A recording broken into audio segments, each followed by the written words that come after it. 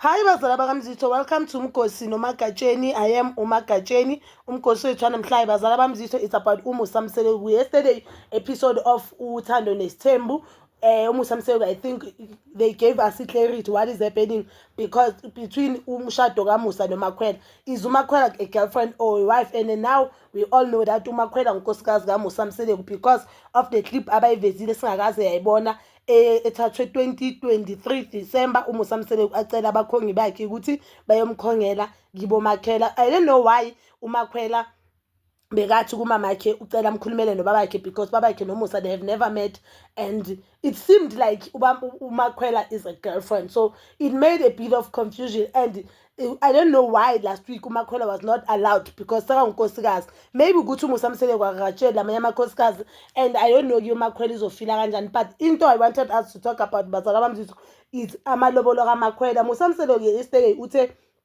kiboMakhwela kuyohamba inkomo eziyi-50, and usho nayo uyambona ukuthi akanankinga, uze uproud ukuthi bakhona abayolamba. That means lo muzi lo ukhulisa abamba ibudget ngabanye abantu. Uthi ufuna umuzi omkhulu, but to me now it seems like lo muzi omkhulu makawufuna ubamba ibudget ngabanye abantu, because there's no way ukuthi uzothatha imali la endlini olobolo omunye unkosikazi while mawusibudgetela lawo malobola leyo nkosikazi kube kulamba thina. Yabo is a bit unfair, futhi not a bit, it's just nje unfair. But iyo Musa Mseleku unenkomo eziyi-50 guys. Yabo indaba yenkomo eziyi-50 angifuni nje uqamba mangayiphathanga kahle, because amakhosikazi kaMusa akhala ngokuthi khona idingo zala endlini ongazifezi Mthombeni. Khona idimbo like uma yena ukuyowasho ukuthi unomuzi yena owaqela ukulungisela, awukalungi. Even now it's been 4 years umuzi awukalungi, umuzi awunanqubekelo phambili. But uMusa Mseleku has 50 cows ukuthi ayothatha omunye unkosikazi. I don't have a problem mina uMusa Mseleku makathatha omunye unkosikazi, but makathatha omunye unkosikazi ekubeni idingo zamakhosikazi wakhe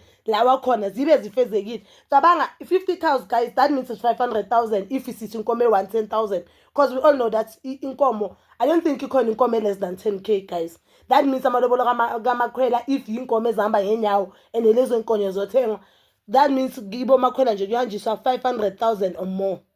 No, unless kuba inkomo zemali, we know inkomo zemali they can negotiate, but inkomo e-1 7,000 8,000, but we all know that inkomo nje 10,000 e-1 ukuya phezulu. So I think uMakhwela uyayideserve 500,000 and 100% yes. uMakhwela yasebenza, and we don't know history kaMakhwela. It should be so unfair ukuthi sithi uMakhwela doesn't deserve inkomo eziwu-50, ngoba sazi nakuba ama-negotiator babeke ziphi izizathu asikamazi kahle usizi. And it will be so wrong ukuthi siblame uMakhwela ukuthi uyolotsholwa ngenkomo eziyi-50 while amanye amakhosikazi idingo zabo azikafezeki. Isidingo esikhulu that I think uMusa Mseleku akasifezi, and it's so unfair esakamakhumalo. We know that uMakhumalo akakwazi ukukhera ingane zakhe, hayi ukuthi akanayo inzalo guys, unayo inzalo, akakwazi ukukhera ingane zakhe because engathi uke waba waphunyela izisu bathi ama-actor what. So uMakhumalo kudingeka ukuthi kuyenze another process ukuthi mhlawumbe kube nokhona umuntu ozomkherela ingane zakhe, or umuntu ozomkherela ingane, or umuntu kumele kubenze uprocess whereby akhere ingane. I'm not sure, but I do know that uMakhumalo kuwachithekela izisu eziningi kakhulu, so ama-tubes wakhe I don't know bawakhathile. I'm not a medical person guys, and angizazi lezi zinto, but I know there's a process that needs a lot of money ukuthi uMakhumalo abe nengane zakhe guys ezithi yena, not adopted kids, not ukuthi uzawuthiwa kuyocela umuntu wakaMakhumalo amenzele ngecanda lakhe. No, uMakhumalo unawo wakhe amacanda, just that kufuneka that process, and we've seen on this season uMakhumalo acela uMusa, and uMakhumalo uthe that process mele iyenze if you are under the age of 35 years. It's easier, it's easier if you are under the age of 35 years. So if you are over 35, it will be difficult, and we know that uMakhumalo has recently turned 36 years old.